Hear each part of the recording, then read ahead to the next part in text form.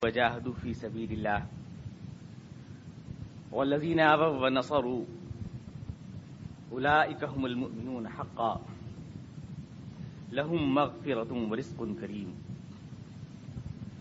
والذين آمنوا من بعد وهاجروا وجاهدوا معكم فأولئك منكم وأولو الأرحام بعضهم أولى ببعض في كتاب الله إن الله بكل شيء عليم. صدق اللہ علیہ وسلم. وہ لوگ جو ایمان لائے اور جنہوں نے ہجرت کی اور جنہوں نے خدا کی راہ میں جہاد کیا اور وہ جنہوں نے ان کی مدد کی اور ان کو پناہ دی، یہی لوگ سچے مسلمان ہیں. ان کے لیے گناہوں کی معافی اور عزت کی روٹی ہے. اور وہ لوگ جو بعد میں ایمان لائے، جنہوں نے بعد میں ہجرت کی اور جو تمہارے ساتھ جد و جہد میں شریک رہے، وہ لوگ بھی تم ہی میں سے ہیں. اور اللہ کے قانون میں جہاں تک وراثت کا تعلق ہے، خون کے رشتہ دار ایک دوسرے کے زیادہ حقدار ہیں، کیونکہ اللہ ہر چیز کو جانتا ہے. والذین آمنوا وہاجروا وجاہدوا، وہ لوگ جو ایمان لائے، جنہوں نے اللہ کی راہ میں ہجرت کی اور جنہوں نے خدا کی راہ میں جہاد کیا اور جنہوں نے ان کی مدد کی اور ان کی نصرت کی، یہ سارے لوگ سچے مسلمان ہیں. آج یہ سورہ انفال انشاءاللہ ختم ہو جائے گی اور اس کے بعد شروع ہوگی سورہ توبہ، سورہ براءت جس کو کہا جاتا ہے.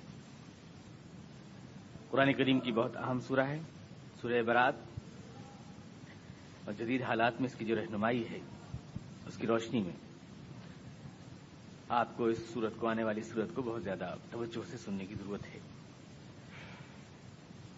آج جو آیت میں نے پڑھی، جو آخری آیت ہے سورہ انفال کی آخری آیات ہیں، اس کو ذرا پہلے سے آپ ذہن میں تازہ کر لیں. جو بات تھی وہ یہ کہ ہجرت اسلام کا اہم ترین اصول ہے. ہجرت کوئی واقعہ نہیں ہے محض. حضور تشریف لائے، مدینہ گئے، مدینے میں جا کر آپ نے مسجد بنائی، اس کے بعد سارے مسلمانوں کو اکٹھا کیا اور یہ سارا قصہ ختم ہو گیا. یہ صرف ایک واقعہ نہیں بلکہ ایک اصول ہے، اور یہ کوئی فرار نہیں. جیسا میں نے آپ نے کہا تھا، جب میں آپ سے کہا تھا، انگریز مستشرقین اس کو فرار کہتے ہیں اور جو دوسرے اسلام دشمن لوگ ہیں اس کو پلائن کا نام دیتے ہیں، فلائٹ کہتے ہیں. یہ کوئی فرار نہیں تھا کہ حضور نعوذ باللہ من ذالک بھاگ کر نہیں گئے تھے، بلکہ اسلام کی طاقت کا ایک مرکز آپ نے مدینے میں تعمیر کیا تھا. جہاد سے پہلے کا جو مرحلہ ہے اس کو ہجرت کہا کرتے ہیں. جب بادل طاقتوں کے مقابلے میں سفارہ ہو کر ایک متحدہ کوشش کا وقت آتا ہے، اس سے پہلے ایک مرکز اسلام تعمیر کیا جاتا ہے. تمام کوششوں کو یکسو کرنے کے لیے اس کوشش کو ہجرت کہا جاتا ہے. یہ فرار نہیں ہے بلکہ اپنی طاقتیں، اور میں نے آپ کو ثبوت کے طور پر پہاڑ کے دامن میں ہجرت سے پہلے جو حضور کا میثاق اور جو حضور کا وعدہ ہوا یثرب والوں سے، اس کے الفاظ آپ کو بتائے تھے. یہ ایک مستقل جد و جہد کا اور ایک جہاد کا وعدہ تھا، اور اس کی ایک اسکیم تھی، ایک منصوبہ تھا. تو یہ ایک اصول ہے، کوئی واقعہ نہیں ہے. اور یہ اقدام پسپائی نہیں بلکہ اقدام ہے، یہ طاقت. اور اس لیے ہم اس کو ایک طاقت کی یاد کے طور پر مناتے ہیں. ہمارا جو ہجری سن ہے وہ ہجرت سے شروع ہوتا ہے، جس کا مطلب یہ کہ ہجرت ہمارے نزدیک فرار یا کمزوری کی بات نہیں ہے، بلکہ ہجرت ہمارے نزدیک ایک قابل فخر واقعہ ہے جسے ہم یاد رکھنا چاہتے ہیں. اس کا مطلب یہ ہے. میں نے آپ سے عرض کیا تھا کہ ہمیں موجودہ حالات میں سمجھنے کی ضرورت ہے کہ آج کے حالات میں ہجرت کا مطلب کیا ہو سکتا ہے، اور آج کے حالات میں جہاد کا مطلب کیا ہو سکتا ہے. کیونکہ آج مائگریشن، آج تو ایسا قاعدہ ہے نہیں کہ آپ پوری آبادی کسی ملک میں چلی جائے چھوڑ کر. یہ تو ہو نہیں سکتا، اور نہ ہی یہ ممکن ہے کہ میدان جنگ برپا ہوں، بدر احد جیسے، اور وہاں پر تلواروں کا مقابلہ ہو. یہ بھی آج کل نہیں ہے، اور یہ وہ فرض ہے جو ہر مسلمان پر عائد ہوتا ہے. غلبہ حق کی کشمکش اور غلبہ حق کی جد و جہد، یہ وہ فرض ہے جو ہر مسلمان کے اوپر عائد ہوتا ہے. تو موجودہ حالات میں ہم ان الفاظ کو کس طرح سمجھ سکتے ہیں اور موجودہ حالات میں ان کا انطباق کس طرح سے ہو سکتا ہے، اس کو ہمیں سمجھنے کی ضرورت ہے. قرآن کریم کی آیت جو میں نے آپ کے سامنے پڑھی، 4 چیزیں دیکھیے ایک ساتھ گنا رہی ہے. والذین آمنوا وہاجروا وجاہدوا ونصروا. 4 چیزیں ایک ساتھ قرآن کریم کی آیت گراتی ہے. وہ لوگ جو ایمان لائے، جنہوں نے ہجرت کی، جنہوں نے راہ خدا میں جہاد کیا، جنہوں نے نصرت کی.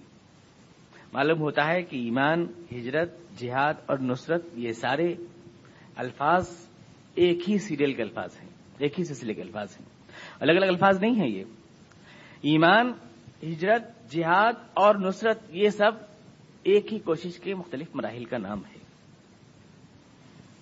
ایک چیز آپ نے تسلیم کی ہے، ایک اعتقاد آپ نے دل کے اندر اپنے رکھا ہے، یہ ایمان ہے. اور اس اعتقاد اور اسی نظریے کے خلاف جتنی چیزیں آپ کو حائل ہوتی ہیں راستے میں، ان کو چھوڑ دینا یہ ہجرت ہے. اور جو نظریہ آپ نے تسلیم کیا ہے اس کو سربلند کرنے کی جد و جہد کرنا یہ جہاد ہے. اور آگے کی صف میں جو جد و جہد کرنے والے ہیں ان کو جو لوگ پیچھے کھڑے ہو کر مدد دیتے ہیں یہ نصرت ہے. یعنی گویا ایک ہی چیز ہے، یہ ایمان سے شروع ہو کر نصرت پر جا کر بات ختم ہوتی ہے، ایک ہی چیز ہے. تو پہلے ہمیں ان 4 الفاظ کو سمجھنے کی ضرورت ہے. یہ 4 الفاظ کو ہم الگ الگ سمجھ لیں. ایمان کیا چیز ہے؟ ہجرت فی الواقع کیا چیز ہے؟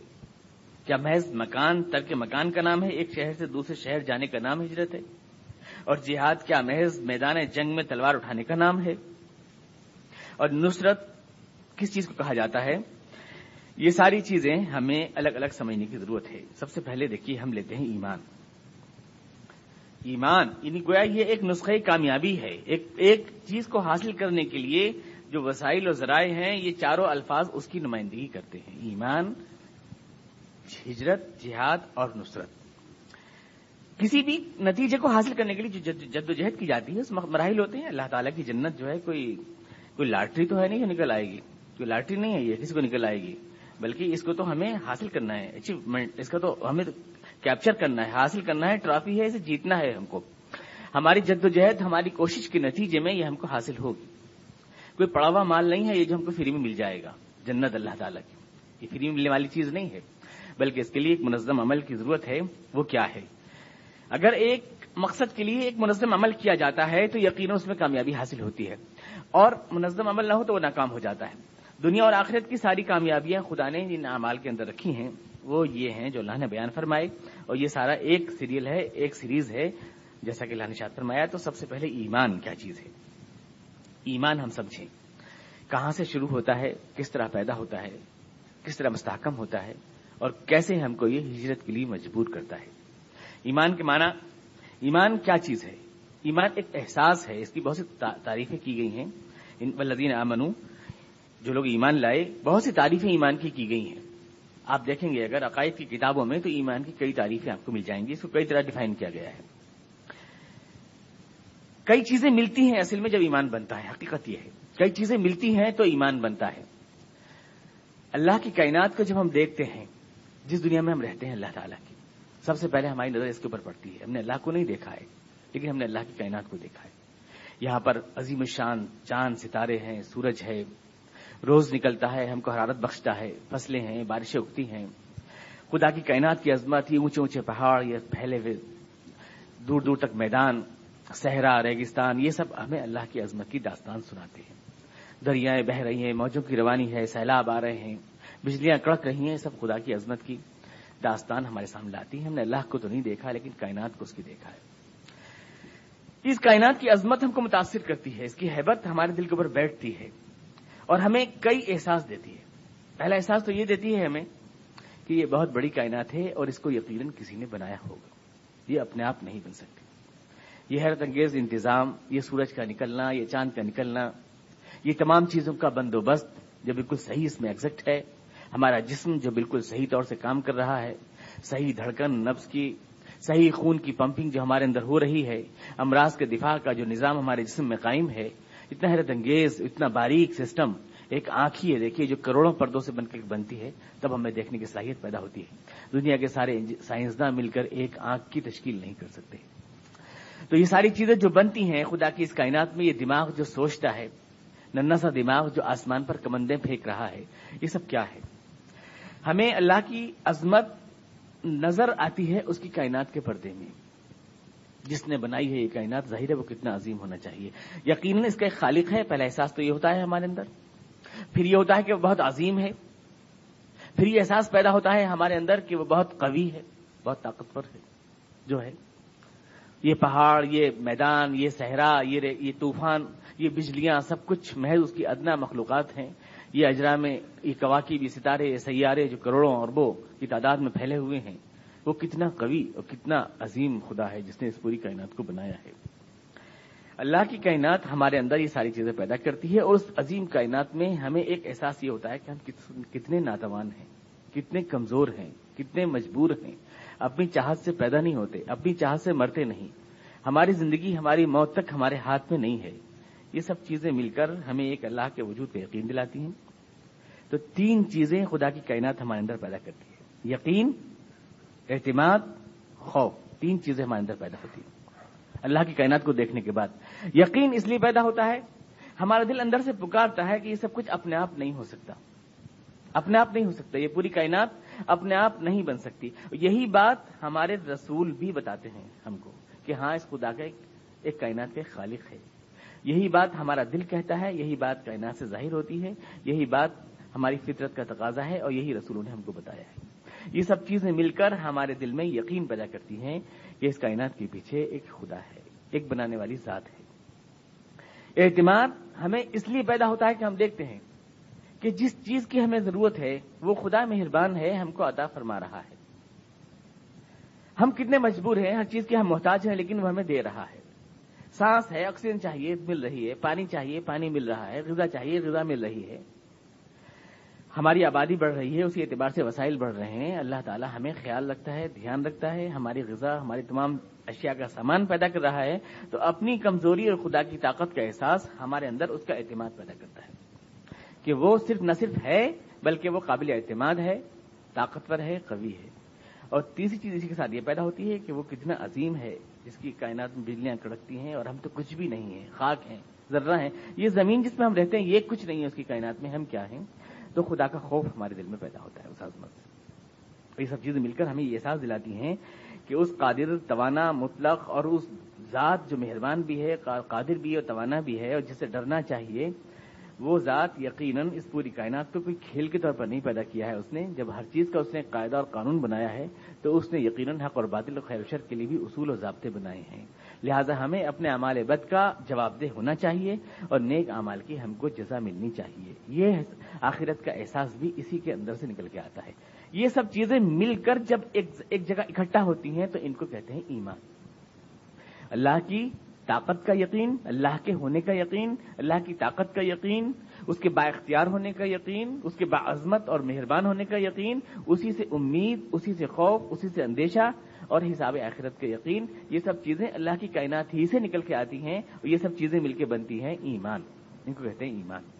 اسی کا خوف اور اسی سے امید، اسی کا ڈر اور اسی سے ساری آس جتنی بھی ہے، یہ چیزیں مل کر بنتی ہیں ایمان. یہ پہلی شرط ہے. جب یہ چیز آدمی میں آتی ہے تو آدمی کا زندگی کا گویا کہ ایک راہ ملتی ہے، آدمی کو الگ راہ ملتی ہے زندگی کی. یعنی اللہ سے آدمی یہ چاہتا ہے کہ مجھے اللہ کے سامنے جواب دہ ہوں میں اور اللہ سے مجھے ہدایت لینی ہے. اس ایمان کے آنے کے بعد اگر صحیح معنی میں ہو جائے اور یہ کہ مجھے اللہ کے سامنے جا کر سارے اعمال کا حساب دینا ہے، یہ بات اگر صحیح طور سے دل میں بیٹھ جائے تو زندگی کا ایک الگ نقشہ بنتا ہے جو اوروں سے الگ ہے، بالکل الگ نقشہ بنتا ہے. ظاہر بات ہے کہ ہم جس ماحول میں رہتے ہیں تھوڑا سا فلسفہ ہے، اس کو آپ برداشت کر لیں تاکہ اگلی باتیں آپ کو سمجھ میں آ جائیں. ایمان ہی سے ہجرت کیوں پیدا ہوتی ہے؟ ایمان ہی سے ہجرت پیدا ہوتی ہے جب یہ ساری چیزیں ہیں، زندگی کا ایک خاص ذہن بنتا ہے ہمارا، اللہ کو جواب دیں گے ہم، اللہ سے لیں گے سارے احکامات. اس سے ظاہر ہے زندگی کا ایک الگ نقشہ بنے گا ہمارا، اگر صحیح معنی میں یقین ہمارے دل میں ہے تو. لیکن جس دنیا میں ہم رہتے ہیں وہ دنیا ظاہر ہے کہ ہماری بنائی ہوئی یہاں کا ماحول جو ہے وہ الگ ہے، الگ اصولوں پہ چل رہی ہے دنیا.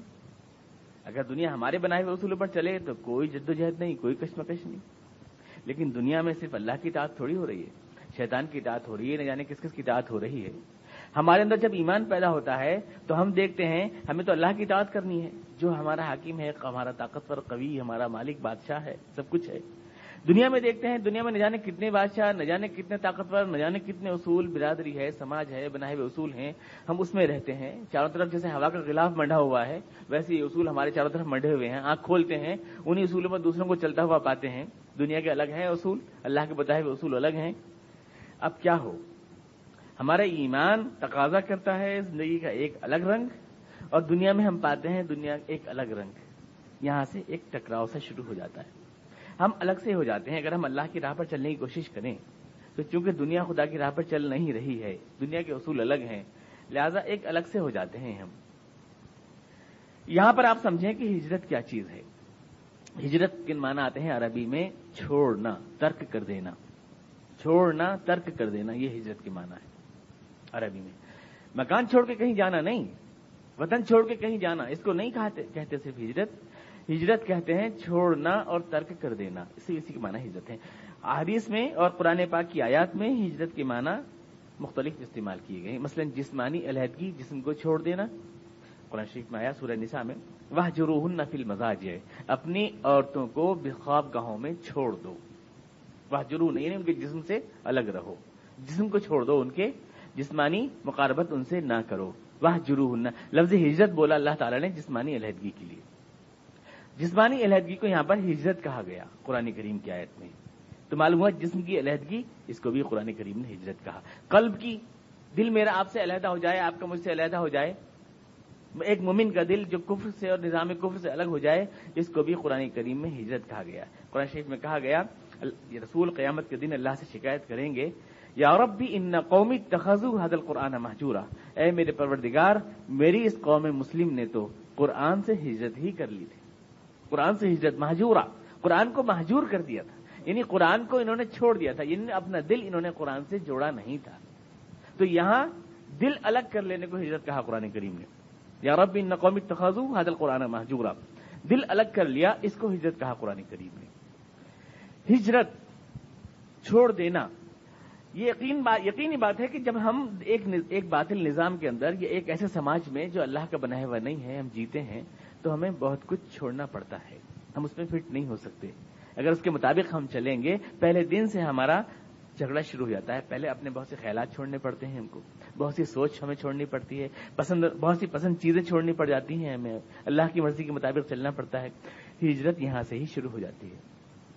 اپنے ارادے بہت سے بدلنے پڑتے ہیں، بہت سی مرغوب چیزیں چھوڑنی پڑتی ہیں، خواہشات کو ترک کرنا پڑتا ہے. یہاں سے ہجرت شروع ہو جاتی ہے. تو قرآن کریم نے جو ہجرت کہا، دیکھیے ہر جگہ ہجرت الی المدینہ نہیں کہا اللہ تعالیٰ نے، مدینے کو ہجرت کرو نہیں کہا. ومن ہاجر الی المدینہ نہیں، ایسے نہیں کہا. الی اللہ ورسول، فمن ہاجر الی اللہ، اللہ کی طرف ہجرت. ہجرت کسی ملک کی طرف نہیں ہوتی ہے، ہجرت اللہ کی طرف ہوتی ہے. دنیا کو چھوڑ کر اللہ کی طرف آنا، حقیقی معنی ہجرت کے یہ ہے. حقیقی معنی جو ہے ہجرت کے وہ ہے جو چیزیں اللہ کی مرضی سے ٹکراتی ہیں ان کو چھوڑ کر کے اللہ کی طرف آنا. ایک مقصد کے حاصل کرنے کے لیے کمتر چیزوں کو قربان کر دینا. ایک عظیم مقصد کو حاصل کرنے کی خاطر، رضا الہی یا غلبہ اسلام، یہ جو بھی ہمارا مقصد ہے اس کو حاصل کرنے کی خاطر کم چیزیں جو ہیں ان کو چھوڑ دینا، اس کو کہا گیا قرآن کریم نے ہجرت. چونکہ جب وطن چھوڑا جاتا ہے تو ساری چیزیں چھوٹ جاتی ہیں، دوست بھی چھوٹ جاتے ہیں، کاروبار بھی چھوٹ جاتا ہے، خواہشات نفس بھی چھوٹ جاتی ہیں، جن گلیوں میں پلے بڑے وہ بھی چھوٹ جاتی ہیں، جس دھول مٹی میں لوٹ کے بڑے ہوئے وہ بھی چھوٹ جاتا ہے. اس لیے وہ سب سے اعلیٰ ہجرت اس لیے ہوتی ہے کہ جب ایک وطن چھوڑا تو سب کچھ ہی چھوڑ دیا. وہ اعلیٰ ترین ہجرت ہوتی ہے. لیکن تنہا وہ ہجرت نہیں ہے بلکہ وہ اس کی اعلیٰ قسم ہے. ہجرت اصل میں کہتے ہیں مقصد کی راہ میں جو روڑے ہیں ان کو چھوڑ دینا. ہمارے مقصد حاصل کرنے کی راہ میں جو روڑے ہیں ان کو چھوڑ دینا، یہ ہے ہجرت. اور اسی فعل کو قرآن کریم میں جگہ جگہ ہجرت کہا گیا ہے. محض ایک جگہ سے دوسری جگہ جانا نہیں، یا فرار یا فلائٹ یا پلائن، یہ نہیں، بلکہ کسی عظیم مقصد کو قائم کر کے اس کی خاطر اپنے آپ کو آئسولیٹ کر لینا، چھوڑنا بہت سی چیزوں کو، اور مرکوز ہو جانا اور مشتبہ ہو جانا، یہ ہے ہجرت. جس کے بعد جہاد کا مرحلہ شروع ہوتا ہے. ہجرت کو میں نے آپ سے پچھلے ہفتے عرض کیا تھا، جہاد سے کے لفظ سے جوڑے بغیر کوئی نہیں سمجھ سکتا. جہاد کا مطلب دین حق کو غالب کرنا، تو ہجرت کا مطلب ہے اس غالب کرنے کے لیے وسائل کو جمع کرنے کے لیے ایک جگہ اکٹھا ہونا، اور اس کی راہ میں جو راستے بھی، جو چیزیں بھی آئیں ان کو چھوڑ دینا. اپنی خواہش، اپنا دل، اپنا من، کوئی بھی چیز اگر اٹک رہی ہے اس کو چھوڑ دیں اور وسائل کو مرکوز کریں، اور اللہ کے دین کی خاطر جو ہے ایک مرکز تعمیر کیا جائے، اور پھر وہاں سے جہاد حق کی جہد شروع کی جائے. تو جہاد کے بغیر ہجرت کے کوئی معنی نہیں ہے، کوئی معنی نہیں ہے. یعنی باقاعدہ اس اقتدال نے لکھا ہے کہ وداؤٹ جہاد ہجرہ ہیز نو میننگ. جہاد کا لفظ جب تک نہ جوڑیں نہ بریکٹ کریں ہجرت کے کوئی مطلب نہیں سمجھ سکتا کوئی بھی. آج کل تو لوگ ہجرت کے جانے کا معنی کر لیتے ہیں, ادھر سے ادھر جانے کو ہجرت لوگ کہنے لگتے ہیں, لیکن اس کو لازمی طور سے لفظ جہاد کے ساتھ بریکٹ کیا گیا ہے قرآن کریم میں, الگ کہیں نہیں بولا گیا ہے. اس کا مطلب یہ ہے اپنے وسائل کو ایک جگہ اکٹھا کرنا تاکہ پھر اسلام کے غلبے کی یا رضائے رب کی جو جدوجہد کی جائے اس کے لیے ماحول بن سکے. یہ مطلب ہے قرآن کریم کی اصطلاح میں. یہ کوئی واقعہ محض نہیں ہے اٹھنے پہ بیٹھے حضور وہاں گئے وہاں پہنچے یہ انسانی گھر بولا اور ہجرت ختم ہو گئی, یہ نہیں ہے. بلکہ اپنے کیریئر کو, اپنی ذات کو, اپنے سارے مستقبل کو داؤ پہ لگا کر اور وہ مقصد عظیم جو ہے اس کو حاصل کرنے کی جدوجہد کرنا, یہ ہے قرآن کریم کی اصطلاح میں ہجرت. اس کو کہا گیا ہے یہ چیز ہجرت ہے. ظاہر ہے کہ جب تک یہ چیز نہ ہو دنیا میں چھوٹا مقصد بھی حاصل نہیں ہو سکتا. مٹھی بھر آٹا مٹھی بھر چاول کے لیے بھی اگر آپ جب تک گھر نہیں چھوڑیں, بھاگ دوڑ نہ کریں, جدوجہد نہ کریں, بہت سی دھوپ اور چیزیں برداشت نہ کریں, آرام کو ترک نہ کریں, جب تک آپ حاصل نہیں کر سکتے ہیں. دیکھ قدرت کا ایک اصول ہے ہر مقصد کے لیے, ذلیل سے ذلیل مقصد کے لیے بھی ہجرت کرنا پڑتی ہے. جو اعلیٰ ترین مقصد ہے کائنات کا وہ بغیر ہجرت کے یعنی اپنے ارمانوں, اپنے خواہشات اور وقت پڑے تو اپنے وطن تک کی قربانی اس کے لیے خدا مانگ لیا کرتا ہے اگر اس کی ضرورت ہو. تو یہ اس کا آخری مرحلہ ہوتا ہے. جیسے جہاد کا آخری مرحلہ ہوتا ہے قتال, تلوار اٹھانا آخری مرحلہ ہوتا ہے جب اس کی ضرورت پڑ جائے. اسی طرح جہاد ہجرت میں بھی آخری مرحلہ ہوتا ہے وطن چھوڑنا اگر اس کی ضرورت پڑ جائے.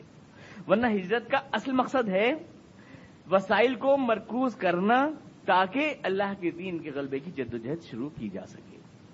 یہ ہے اس کا اصل مطلب. فرار نہیں, بھاگے نہیں تھے حضور نعوذ باللہ من ذالک, بلکہ آپ نے وسائل کو اکٹھا کیا تھا تاکہ مدینے سے اسلامی جہاد کا آغاز کیا جائے جو اس معنی میں اس زمانے میں جو تھا. یہ بات ہے, یہ ہے گویا کہ ہجرت کے اصل معنی جو ہیں جو ہم نے سمجھے. اب اسی کانٹیکسٹ میں ہم لیتے ہیں جہاد کا پھر کیا مطلب ہے. جہاد کا مطلب کیا ہے؟ کیا جہاد کا مطلب یہ ہے آج کے دور میں اگر کوئی یہ سمجھتا ہے کہ جہاد کا مطلب یہ ہے کہ جنگ بدر اور جنگ احزاب اور جنگ حنین کی داستانیں زندہ کی جائیں تو یہ تو ممکن نہیں ہے. آج کل وہ سسٹم نہیں ہے کہ لوگ گئے, لوگ تلواروں سے مقابلہ کیا, 10-20 آدمی مرے اور اس کے بعد جھنڈا لہرا دیا. یہ شکل نہیں ہے. نہ آج کل کوئی وطن آپ کو قبول کرنے کے لیے بحیثیت قوم تیار ہو سکتا ہے اگر آپ چاہیں ایک ملک سے جو کوئی چلے جائیں, اور نہ ہی کوئی یہ ممکن ہے کہ کوئی 10-20 آدمیوں کی ٹولی جو ہے نعرے مارنا شروع کر دے اور اس کے بعد جو ہے وہی سمجھے کہ اس طرح سے اسلامی انقلاب آ جائے گا. آج کل کے آلات بدل گئے ہیں, حالات بدل گئے ہیں, انداز بدل گیا ہے, انقلاب کا پروسیس بدل گیا ہے, وہ نہیں ہے جو پہلے تھا. بالکل طریقے بدل گئے ہیں, راستے بالکل چینج ہو گئے ہیں. لہذا ظاہر بات ہے کہ اگر حضور کے زمانے میں جو چیزیں تھیں جنگ میں مان لیجیے تلوار استعمال کی جاتی تھی, آج تو تلوار استعمال نہیں کی جاتی, آج کل ایٹم بم میزائل استعمال کی جاتے ہیں. تو اگر کوئی یوں کہے کہ نہیں ہم تو آج بھی تلوار ہی استعمال کریں گے تو غلط ہوگا. تو اس طرح سے وسائل دعوت اور غلبہ دین حق کے لیے اس وقت جو کوششیں جس طرح سے کی گئیں وہ ہمیں آج کے حالات کے کانٹیکسٹ میں سمجھنا پڑیں گی. اس کا مطلب یہ ہوا کہ ہمیں موجودہ حالات میں ہجرت اور جہاد دونوں الفاظ کا مفہوم اثر نو سیٹ کرنا پڑے گا کہ کیا ہے. اثر نو سیٹ کرنا پڑے گا کیونکہ ہجرت وہ ممکن نہیں ہے جبکہ وہ فریضہ ہے اور قرآن کریم اس کو مسلمان اور کافر کی پہچان قرار دے رہا ہے. پچھلی آیت میں آپ نے سماعت فرمایا مسلمان اور کافر کی پہچان قرآن کریم قرار دے رہا ہے. تو ہمیں اس کا مفہوم سیٹ کرنا پڑے گا اور اسی طرح سے ہمیں جہاد کا مفہوم بھی سیٹ کرنا پڑے گا. قرآن کریم کی آیات اور حضور کی احادیث واضح طور سے بتاتی ہیں. مثلا جہاد کا مفہوم ہم متعین کرتے ہیں پہلے تاکہ ہجرت کا مفہوم متعین کر سکیں. قرآن کریم کی آیات ہم کو بتاتی ہیں. حضرت عائشہ صدیقہ رضی اللہ عنہا, بخاری شریف کی حدیث ہے, حضرت عائشہ صدیقہ حضور سے پوچھتی ہے یا رسول اللہ الیس للنساء جہاد, کیا عورتوں کے لیے جہاد نہیں ہے؟ کیا عورتوں کے لیے جہاد نہیں؟ حضرت عائشہ صدیقہ رضی اللہ عنہا آپ پوچھتی ہیں بخاری شریف کی حدیث. آپ نے شرط میں نام ولا قتال فیہ, کیوں نہیں؟ عورتوں کے لیے بھی جہاد ہے لیکن ان کے لیے جنگ نہیں ہے, قتال نہیں ہے. عورتوں کے اوپر جہاد تو ہے مگر قتال نہیں ہے, یعنی جنگ کرنا تلوار اٹھانا ان کے اوپر نہیں ہے. معلوم ہوا کہ جہاد کا لازمی مطلب تلوار اٹھانا نہیں ہے. حضرت عائشہ صدیقہ کو جو حضور بتا رہے ہیں کہہ رہے نام ہاں عورتوں پر جہاد تو ہے مگر قتال نہیں ہے. تو جہاد اور قتال کے ایک معنی نہیں ہوئے, الگ الگ ہوئے دونوں الفاظ. اور اسی لیے وضاحت کے ساتھ یہ بات کہی گئی ہے. امام ابن تیمیہ رحمۃ اللہ علیہ نے فرمایا اپنے فتاوی میں کہ الجہاد قد یعنی یکون بالقلب وباللسان وبالید، احیانا یکون بالقلب او باللسان او بالید، یعنی جہاد کبھی ہوتا ہے زبان سے، کبھی ہوتا ہے دل سے، کبھی ہوتا ہے ہاتھ سے. یعنی جہاد کی قسمیں بتائی انہوں نے کہ زبان سے ہوتا ہے، دل سے ہوتا ہے اور ہاتھ سے ہوتا ہے. دل میں پہلے ایک مقصد کی شمع جلتی ہے، پھر زبان اعلان حق کرتی ہے، پھر ہاتھ مصروف عمل ہوتے ہیں. یہ اس کا ایک پروسیس ہے. پہلے دل کے اندر ایک مقصد کا چراغ جلتا ہے آدمی کے، اس کے بعد زبان کے اوپر وہ مقصد آتا ہے، اعلان حق بنتا ہے، اور اس کے بعد ہاتھ اس کے لیے مصروف کار ہوتے ہیں. اور جب کبھی کسی قوم سے جہادی اسپرٹ مرتی ہے تو سب سے پہلے ہاتھ آدمی کے شل ہوتے ہیں، اس کے بعد زبان کو فالج گرتا ہے، اس کے بعد دل کے اندر بھی وہ چراغ بجھ جاتا ہے. اور اس لیے حضور نے ارشاد فرمایا کہ من رأى منکم منکرا فلیغیرہ بیدہ فإن لم یستطع فبلسانہ فإن لم یستطع فبقلبہ وذلک اضعف الایمان. دنیا میں منکرات کو پلٹنے کے لیے تمہیں اپنے ہاتھ کی طاقت کو استعمال کرنا چاہیے، اگر اتنی طاقت نہیں تو زبان کی طاقت کو استعمال کرنا چاہیے، اگر یہ بھی نہیں تو دل کی طاقت کو استعمال کرنا چاہیے، اور اگر دل کے اندر بھی کوئی جذبہ نہیں تو پھر تمہارا کوئی ایمان نہیں. یہ لاسٹ اسٹیج ہے، یعنی مر جاتا ہے. تو پہلے دل میں ایک مقصد کی شمع جلتی ہے، پھر زبان پر اس کی برکات آتی ہیں، پھر ہاتھ پر وہ عمل کی شکل میں ظاہر ہوتا ہے. لیکن تینوں اسٹیجز میں وہ جہاد ہوتا ہے. ہجرت کا مطلب ہے چھوڑ دینا، پسپا ہو جانا، یعنی جو چیزیں ہیں ہمارے ہاتھ میں جو ہمارے مقصد سے ٹکرا رہی ہیں ان کو ہم چھوڑ دیں. اور جہاد کا مطلب ہے اپنے مقصد کو حاصل کرنے کے لیے قدم آگے بڑھانا. ہجرت کا مطلب جو چیزیں ہمارے مقصد کی راہ میں حائل ہیں، روڑے، ان کو ہٹا دینا. اور جہاد کا مطلب ہے اس راہ پر قدم آگے بڑھانا. قدم آگے بڑھانا گویا دونوں الفاظ ایک دوسرے سے بریکٹ ہیں. کسی بھی طرح اس کے لیے یہ مست نہیں ہے کہ تلوار ہی اٹھائی جائے. اصل چیز جو ہے وہ ہے غلبہ حق کی جدوجہد. وقت کے معروف مؤثر انداز میں، جو وقت کا مؤثر ترین انداز ہے اور جس سے آپ زیادہ فوائد حاصل کر سکتے ہیں، وہ چیز شریعت کو مطلوب ہے. مثال کے طور پر محض شہید ہو جانا. اگر ایک آدمی اپنی زندگی سے اسلام کی زیادہ خدمت کر سکتا ہے، اسلام کو زیادہ فائدہ پہنچا سکتا ہے، ملت اسلام کو زیادہ فائدہ پہنچا سکتا ہے، تو یہ کوئی عقل مندی کی بات نہیں ہوگی کہ جا کر وہ شہید ہو جائے. یہ کوئی عقل مندی کی بات نہیں ہوگی. اسلام کو موت مطلوب نہیں ہے بلکہ غلبہ حق مطلوب ہے. سید قطب رحمۃ اللہ علیہ نے ایک بار کہا تھا، حسن البنا نے ایک بار کہا تھا، میں شہید نہیں ہونا چاہتا، میں اسلام کے لیے زندہ رہنا چاہتا ہوں. اسلام کی خدمت کے لیے، اس کی بقا کے لیے. ہاں اگر جہاد حق میں ایسے مراحل درپیش آئیں تو مجھے اللہ کی راہ میں اپنی جان پیش کرنے سے عذر نہیں ہے. تو اصل مقصد ہے اسلام کے لیے آدمی زیادہ ایسٹ بنے، سرمایہ بنے، مفید بنے اور اس نظریے کو غالب کرے. ہم غالب نہیں کریں گے.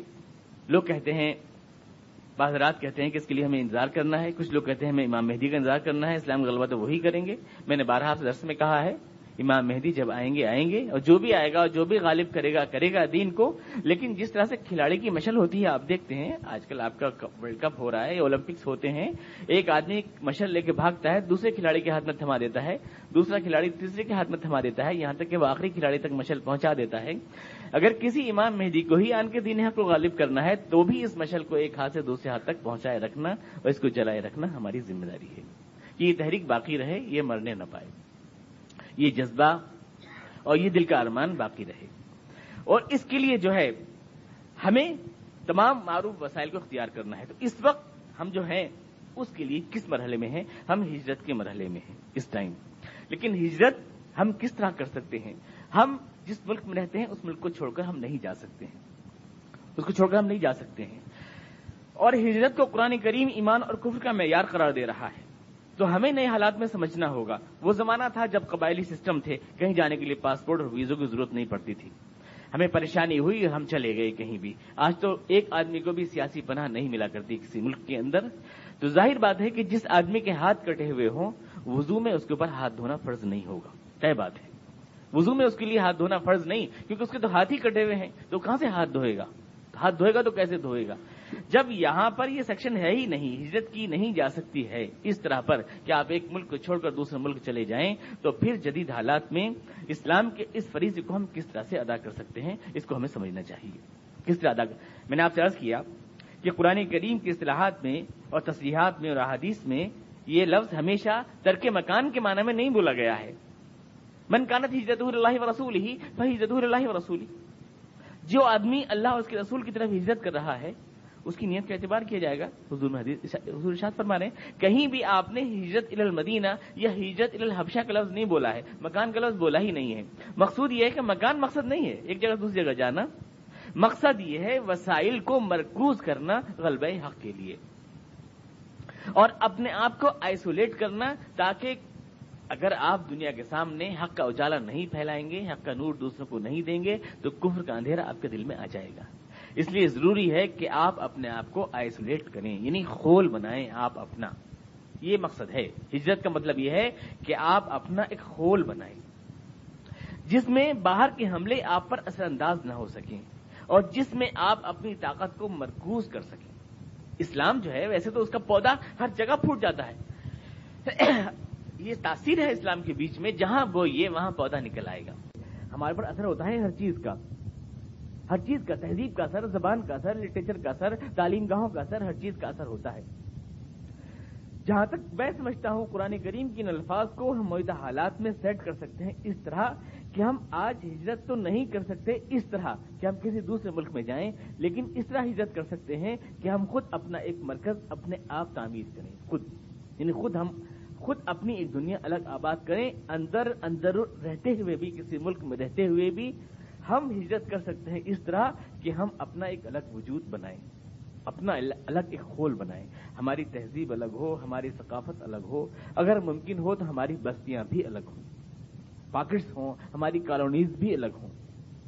اس نظریے کو پسند نہیں کر سکتے وہ لوگ جو یہ کہتے ہیں کہ مسلمان کوئی خرگوش کی طرح ڈرنے کے لیے دنیا آیا تو ایک دائی قوم ہے تو پھیل کے رہے گی تمام دنیا میں تو دعوت دے گی۔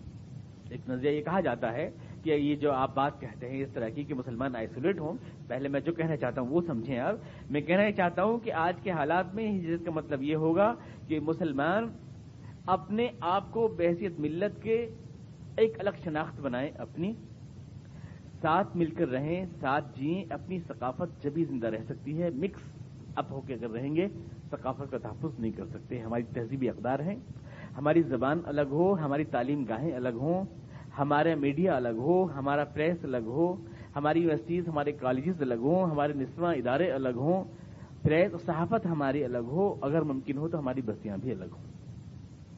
یہ میں کہنا چاہتا ہوں آج کے حالات میں ہجرت کا مطلب یہ ہوتا ہے، تاکہ ہم اپنے وسائل کو اور اپنی طاقتوں کو مرکوز کر سکیں اسلام کی تبلیغ و ارشاد کے لیے، اس کو پھیلانے کے لیے، اور ساتھ ہی ساتھ ہم اپنی ملت کا تحفظ بھی کر سکیں۔ اگر ممکن ہو تو ہم ساتھ مل کے جئیں، مکس اپ ہو کے نہ جئیں، ساتھ مل کے جئیں، مسلمان ملت ساتھ رہے، ساتھ جیے، ایک تہذیب، اپنی زبان ہماری الگ ہو، جیسے اردو مثلا ہماری پہچان ہے، اس کا تحفظ کرنا بھی اس میں آتا ہے، ہجرت کے ضمن میں آتا ہے۔ ہماری ثقافت، ہمارا لباس، ہمارا اٹھنا بیٹھنا، کوئی پہچان ہماری ثقافت میں ہماری ضرور ہونی چاہیے جس سے ہم پہچانے جائیں کہ ہم مسلمان ہیں۔ اسلام نے ثقافت کی پہچان ہمارے لیے مثلا چہرے کی ایک مخصوص تراش خراش کو بنایا تھا، لیکن اس زمانے میں عرب تہذیب میں اس کو نبھایا گیا۔ آج اگر نہیں نبھایا جا رہا ہے تو کم از کم مسلمان کے سر پر کوئی ٹوپی، کوئی پہچان، کوئی شناخت ضرور ہونی چاہیے جس سے مسلمان پہچانا جائے کہ مسلمان ہے۔ اس کی زبان، اس کا لٹریچر، اس کے میڈیا، اپنے اخبارات اور رسائل، اپنی تمام چیزیں، حتیٰ کہ ہو تو اس کے کھیل کے فورم اور ساری چیزیں اپنی آئسولیٹ ایک الگ دنیا ہونی چاہیے مسلمانوں کی۔ یہ ہے ہجرت آج کے کانٹیکسٹ میں اور آج کے معنی میں۔ باہر نہیں جا سکتے، اندر اپنی ایک دنیا، اپنا ایک جہان آباد کر سکتے ہیں۔ ہمارے شرعی مسائل، ہمارے کورٹس، ہمارے طلاق اور نکاح کے مسائل ہمارے علماء کرام طے کریں، ہم دوسری کورٹس کے اندر نہ جائیں، ہم اپنے مجرم کو سزا خود دیں، ہمیں عدالتوں میں جانے کی ضرورت پیش نہ آئے، ہم اپنے جرائم کو خود کنٹرول کریں، ہمیں باہر جانے کی ضرورت پیش نہ آئے۔ اس کے اوپر ملکی قانون کے تحت اعتراض کرنے کی اصلی گنجائش نہیں کہ وہ تو خود پنچایتی عدالتوں کو پسند کرتے ہیں اور اس سے عدالتوں پر بوجھ کم ہوتا ہے۔ ہم اگر اس طرح کا ایک نظام بنائیں کہ نظام تعلیم ہمارا اپنا الگ ہو، نظام عدالت ہمارا الگ ہو، تہذیب و ثقافت ہماری الگ ہو، لباس کی کوئی شناختی پہچان ہو، تو یہی آج کے معنی میں ہجرت ہے، کیونکہ اس سے ہم ایک متحد ملت بنیں گے اور اپنے وسائل کو مرکوز کرنے میں ہمیں سہولت ہوگی اور ہم بکھریں گے نہیں، دوسری تہذیبوں کی یلغار سے محفوظ رہیں گے، دوسری تہذیبوں کے اثرات ہمارے پر کم ہوں گے۔ رہ جاتی ہے اب یہ بات، اس نظریے پہ جو اعتراض کیا جاتا ہے وہ یہ کہ مسلمان ایک دائی قوم ہے، مسلمان دنیا کو دعوت حق کا پیغام دینے کے لیے آئی ہے، جسے ہمارے وحید الدین خان صاحب بات کہتے ہیں۔ دائی قوم ہے، دعوت حق دینے کے لیے آئی ہے، اگر یہ اس طرح سے ڈر ڈر کے رہے گی، اپنے پاکٹ بنا بنا کر، یہ کس طرح دنیا کے لوگوں تک اسلام کی دعوت پہنچائے گی؟ جب اس کے اپنے محلے الگ ہوں گے، جس کی اپنی بستیاں الگ ہوں گی، اپنے خول میں سمٹ کے رہے گی. بلکہ مسلمان کو تو چاہیے کہ وہ یہاں کی زبان کو اپنائے، مثلا یہاں کی جو راج بھاشا اس کو اپنائے. مسلمان کو چاہیے کہ وہ اپنی الگ پہچان نہیں بلکہ مکس اپ ہو جائے یہاں پر، تاکہ یہ علیحدہ وجود کا جھگڑا ختم ہو جائے. جو قومی تعصب ہے جس نے دعوت حق کے امکانات کم کر رکھے ہیں، یہ ختم ہو جائیں.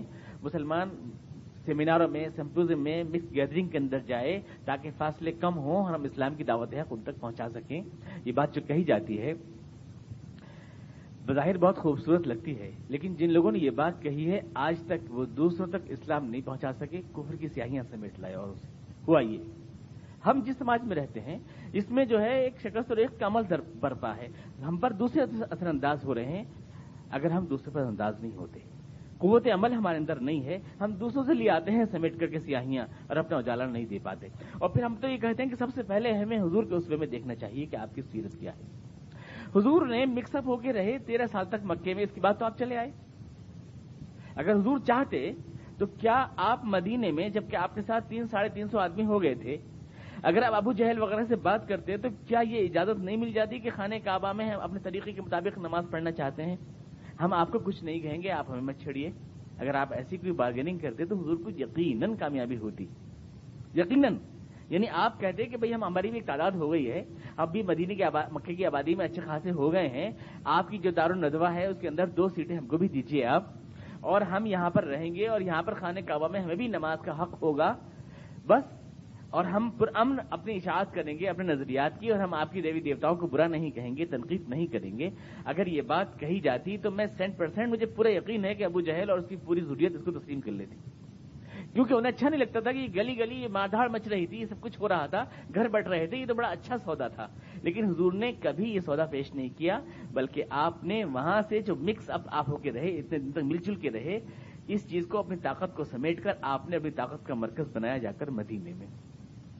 اور آپ نے بالکل نہیں سوچا ارے میں مسلمانوں کو سمیٹ کے لے جا رہا ہوں تو ان کو دعوت حق کون پہنچائے گا، پھر مکے والے تو بالکل مارے جائیں گے، انہیں حق کی دعوت کون پہنچائے گا. یہ آپ نے بالکل نہیں کیا، کیونکہ آپ جانتے تھے کہ ان کے پاس افراد کی طاقت ہے اور میرے پاس نظریے کی طاقت ہے، اور حریف سے مقابلہ اس میدان میں کرنا چاہیے جس میدان میں وہ نہ ہو، اور جس میدان میں وہ ہے اس میدان میں اس سے مقابلہ کرنے سے کوئی فائدہ نہیں ہے. افرادی طاقت جن کے پاس ہے ان سے ہم افراد کی سطح پر نہیں لڑ سکتے ہیں، ان سے ہم نظریے کی سطح پر لڑ سکتے ہیں، اور اس سے یہ ہار جائیں گے. چنانچہ آپ نے مدینے میں اپنا مرکز بنایا اور اس کے نتیجے میں اسلام کو جو ہے زبردست کامیابی حاصل ہوئی. تو طریق رسول جو ہے اسی میں ہمارے لیے اسوہ زیادہ ہے، بجائے اس کے کہ ہم کسی بناسپتی قسم کے مفکر سے اس سلسلے میں رہنمائی لیں. ہمیں حضور اقدس علیہ السلام کا جو پروسیس ہے اس کو ہمیں دیکھنا چاہیے کہ وہ کیا ہے. آپ نے وہاں کیا، وہاں جا کے آپ نے ہجرت کی، اور ہجرت کے بعد جتنی بھی اقدام کی آیات ہیں ساری کی ساری مدینے میں نازل ہوئی ہیں، مکے میں نازل نہیں ہوئی ہیں.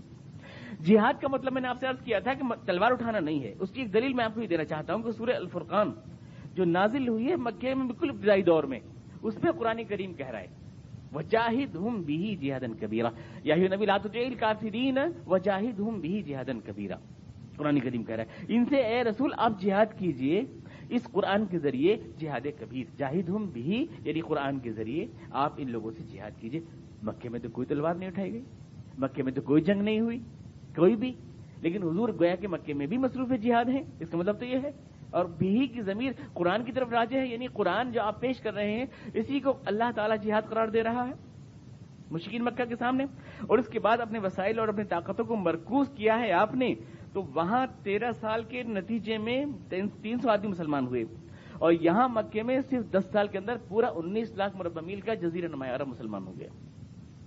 معلوم ہوا کہ طاقت کے ماحول میں اسلام، اور جب وسائل ہم مرکوز کر لیں اور اس کے بعد ہم اسلام کی دعوت و اشاعت کا کام کریں تو زیادہ اثر انداز ہوتا ہے. مغلوبیت اور پٹنے کے عالم میں اسلام کی دعوت دی جائے تو زیادہ اثر انداز نہیں ہوتی ہے. ہمیں اس حضور کے اسوے میں یہ رہنمائی بھی ملتی ہے. تو یہ چیز ہے کہ ہمیں مسلمانوں کو موجودہ حالات میں اس وقت ایک اس پہ آ جانا چاہیے. یعنی یہ بہت بڑا کوئی پروگرام نہیں ہے، کوئی بہت بڑا کوئی غیر عملی یا کہ پریکٹیکل نہ ہو ایسی بات نہیں ہے. یہ پروگرام نہیں ہے. اگر آپ دیکھیں 1 منٹ کو ہم یہ طے کر لیتے ہیں کہ ہم ایک ہو گئے ہیں، ہم دوسرے کے پاس نہیں جا رہے ہیں. لوگ کہتے ہیں یہ کیا آپ دیوانے کا خواب دکھا رہے ہیں، یہ دیوانے کا خواب ہے، اتنا بڑا ملک، اتنا بڑا یہاں اسلام کا غلبہ، یہ کیسے ہو جائے گا، ممکن کیسے ہے. کچھ نہ کریں آپ، کچھ بھی نہ کریں، آپ صرف ہجرت کر لیں، یعنی اپنے آپ کو آئسولیٹ کر لیں، اپنا ایک خول بنا لیں آپ۔ ایک آدمی بھی دائرہ اسلام میں نہیں آ رہا، اس کو مان لیجئے آپ، ایک آدمی بھی نہیں آ رہا دائرہ اسلام میں، آپ اپنے 20 کروڑ کو آئسولیٹ کر لیجئے، آپ ایک بن گئے، آپ ایک بن گئے ہیں۔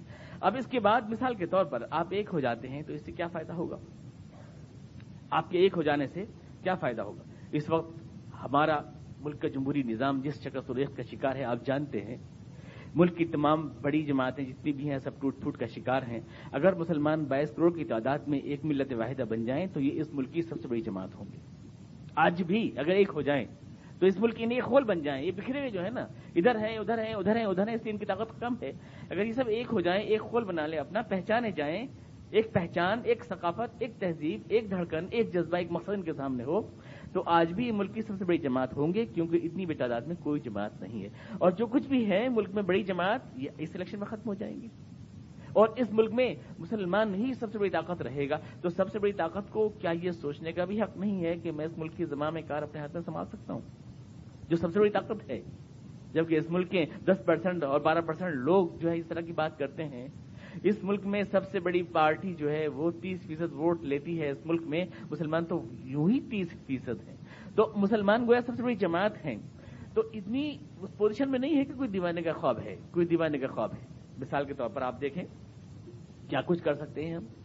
یہاں پر ایک چلتا ہے، ابھی ایک لوگوں کو چلا کہ صاحب پرسنل لا ختم کیا جائے گا، لوگ مینیفیسٹوز میں کہہ رہے ہیں پرسنل لا ختم کیا جائے گا۔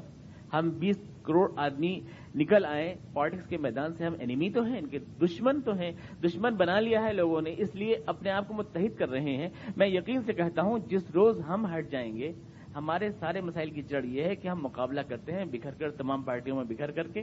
ہم جس روز اپنا الگ آئسولیٹ ہو کر الگ ہو جائیں گے کہ تم جانو تمہارا کام جانے، تو اس کے بعد پھر یہ لوگ آپس میں ایک دوسرے سے متصادم ہو جائیں گے، کیونکہ جو سامنے کے دشمن جس کو دکھا دکھا کے ایک ہو رہے ہیں وہ ختم ہو جائے گا۔ سارے مسائل اس لیے ہیں اور اس لیے متحد ہوتے ہیں کہ یہ دشمن کھڑا ہے، اس کے خلاف ایک ہو جاؤ۔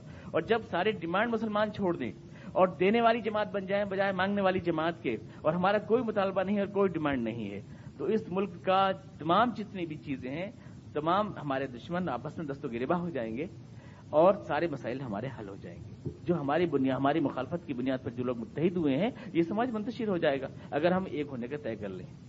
صرف جو لوگ کہتے ہیں کہ صاحب ہم ساتھ یہ نہیں ہونا چاہیے، فلاں جانور نہیں کرنا چاہیے، فلاں جانور نہیں کرنا چاہیے، گوشت خوری نہیں ہونی چاہیے، 20 کروڑ آدمی اگر صرف 15 دن کے لیے طے کر لیں کہ ہاں اپنے امام اپنے قائد کی آواز پر کہ 15 دن تک ہم گوشت نہیں کھائیں گے، تو اس ملک کی تمام نیچے سے اوپر تک کے سارے لوگ مسلمانوں قدموں میں گر جائیں گے کہ آپ اپنا یہ فیصلہ واپس لے لیجئے، اور آپ اگر چاہیں تو ہماری والدہ کو بھی اپنے ہاتھ سے آپ ذبح فرما لیجئے، کیونکہ ہمارے کھیت اور ہماری چراگاہیں چلی جا رہی ہے۔ 15 دن سے زیادہ نہیں لگیں گے، لیکن مسلمان کو یہ فیصلہ چونکہ آئسولیٹ ہو کے نہیں کرتے، ایک اپنی یعنی اپنا مرکز بنا کے نہیں کرتے، اس لیے اثر انداز نہیں ہو پاتے، ورنہ آج بھی کر سکتے ہیں۔ پرسنل لا کی بات کرتے ہیں، دھوساتے ہیں، ڈراتے ہیں، ہم چپ ہو جائیں، ہم کہیں ٹھیک ہے ہمیں کوئی پرسنل لا ورسنل نہیں، آپ بدل دیجئے اور لے آئیے آپ سول کوڈ، ہمیں کوئی اعتراض نہیں ہے۔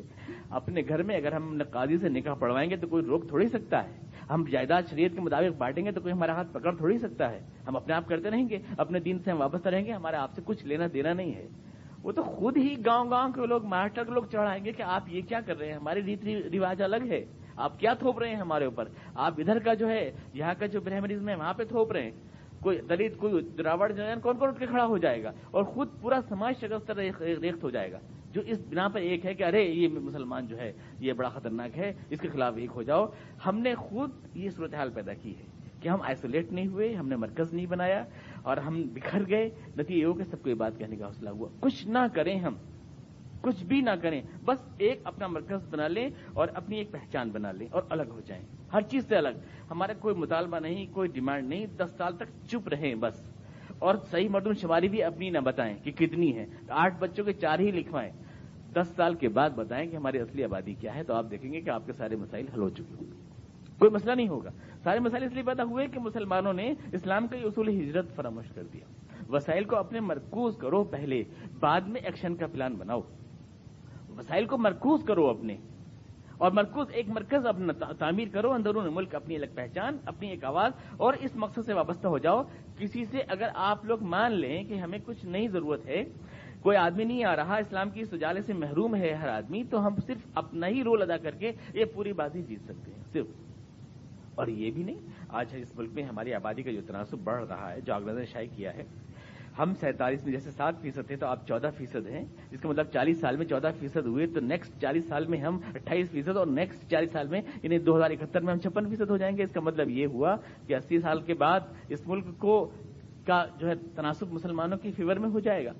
اس کا مطلب یہ مسلمان خوش ہو جاتے ہیں ان اعداد و شمار کے اوپر، لیکن دعوتی عمل مسلمان اگر واقعی تیار کرنے پہ آمادہ ہوں تو مسلمانوں کی اتنی دعوتی جماعتیں ہیں جو دعوت غیر مسلمین کی بات کرتی ہیں، 85 ادارے ہیں مسلمانوں کے، 85 اس وقت، اور کچھ تو آل انڈیا پیمانے پر بھی ہیں، 20-25 کے قریب۔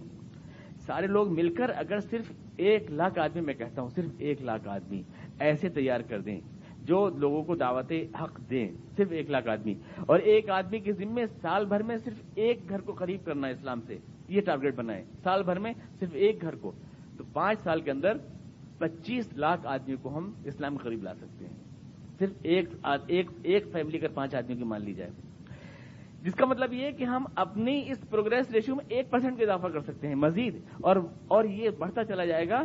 2071 میں جو ہمیں حاصل ہونا ہے ٹارگیٹ، وہ ہمیں سن 2020 میں یعنی آج سے 25 سال بعد حاصل ہو جائے گا اس ملک میں۔ اگر یعنی کوئی دیوانے کا خواب نہیں ہے، یہ میں آپ سے کہنا چاہتا ہوں، یہ خالص پریکٹیکل چیز ہے۔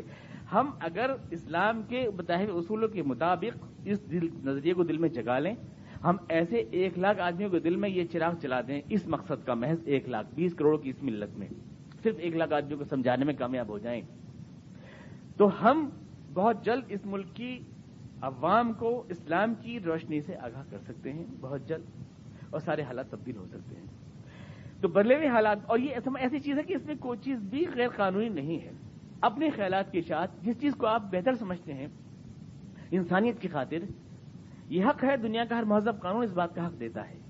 کوئی تلوار نہیں، کوئی توپ نہیں، کوئی تفنگ نہیں، کچھ نہیں، یہ خالص ایک ایسا عمل جس کو حضور فرما رہے ہیں، قرآن کریم کہہ رہا ہے جاہدہم بہ، قرآن کے ذریعے جہاد کرو، جاہدہم بہ، تلوار توپ کے ذریعے نہیں، قرآن کے ذریعے، قرآن کی دعوت، اس کی کشش جو ہے، لوگوں کو ایک پلان کے ساتھ اپنے وسائل کو مرکوز کر کے، جو آج کل کے حالات کا طریقہ ہے، تبدیلی افکار تیر و تلوار سے نہیں ہوتی ہے بلکہ دلائل سے ہوتی ہے، استدلال سے ہوتی ہے، ہم اس طریقے سے قرآن کی روشنی میں اپنا مقصد حاصل کر سکتے ہیں۔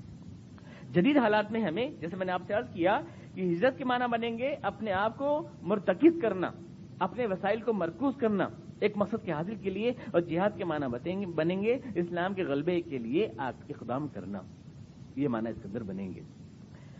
قرآن کریم کہہ رہا ہے کہ اس کے بعد پھر ایک عمل آتا ہے نصرت کا، ایمان، یعنی جس نظریے پہ میں یقین لایا ہوں وہ ایمان ہے، اس نظریے کی راہ میں جو رکاوٹیں ہیں ان کو ہٹانا یہ ہجرت ہے، اور اس نظریے کو سربلند کرنے کے لیے جدوجہد کرنا یہ جہاد ہے۔ اور کچھ لوگ جو آگے کی صف میں ہیں، کچھ پیچھے کی صف میں ہیں، پیچھے کی صف میں جو لوگ ان کی مدد کرتے ہیں یہ نصرت ہے، جو پیچھے سے ان کو سپورٹ کرتے ہیں، معاشی اعتبار سے، مالی اعتبار سے، تعاون کے اعتبار سے۔ یہ 4 چیزیں ہیں، یہی سچے مسلمان ہیں، اولئک هم المؤمنون حقا، صحیح معنی میں ایمان کا حق انہوں نے ادا کیا، لہم مغفرۃ، ان کے سارے گناہ خدا معاف کر دے گا، ورزق کریم، اور عزت کی روٹی عطا فرمائے گا، مغفرت وہاں پر، عزت کی روٹی زمین کے اوپر، یعنی یہاں بھی عزت اور وہاں بھی عزت، اس عمل کے نتیجے میں خدا تعالی عطا فرمائے گا۔ والذین آمنوا من بعد وہاجروا وجاہدوا معکم، جو لوگ بعد میں ایمان لائے ہیں اور جو تمہارے ساتھ جد و جہد میں شریک ہیں وہ بھی تمہارے ساتھی ہیں۔ جہاں تک وراثت کا تعلق ہے، اللہ کے قانون میں وہ بہرحال ورثاء زیادہ حقدار ہیں ترکے کے، کیونکہ اللہ ہر چیز کی حکمت سے باخبر ہے کہ اس میں خاندانی سسٹم کا استحکام ہے۔ یہاں پر یہ سورہ توبہ ختم ہوئی، اذان چونکہ ہو رہی ہے اس لیے میں اس کو شارٹ کر دیا ہے، اگلے ہفتے سے انشاءاللہ سورہ توبہ شروع ہوگی، انفال ختم ہوئی آج، اور سورہ توبہ بہت ٹو دی پوائنٹ آج کے حالات میں خاص طور سے، اور اس پوری صورت کو بہت توجہ کے ساتھ سننے کی ضرورت ہے اور پابندی کے ساتھ سننے کی ضرورت ہے۔ اللہ تعالی حق بات کہنے اور حق بات سننے کی توفیق عطا فرمائے۔ جی انشاءاللہ۔ اللهم صل على محمد وعلى ال محمد كما صليت على ابراهيم وعلى ال ابراهيم انك حميد مجيد. اللهم بارك على محمد وعلى ال محمد كما باركت على ابراهيم وعلى ال ابراهيم انك حميد مجيد. ربنا اننا ظلمنا انفسنا وان لم تغفر لنا وترحمنا لنكونن من الخاسرين. سبحان ربك رب العزة عما يصفون وسلام على المرسلين والحمد لله رب العالمين.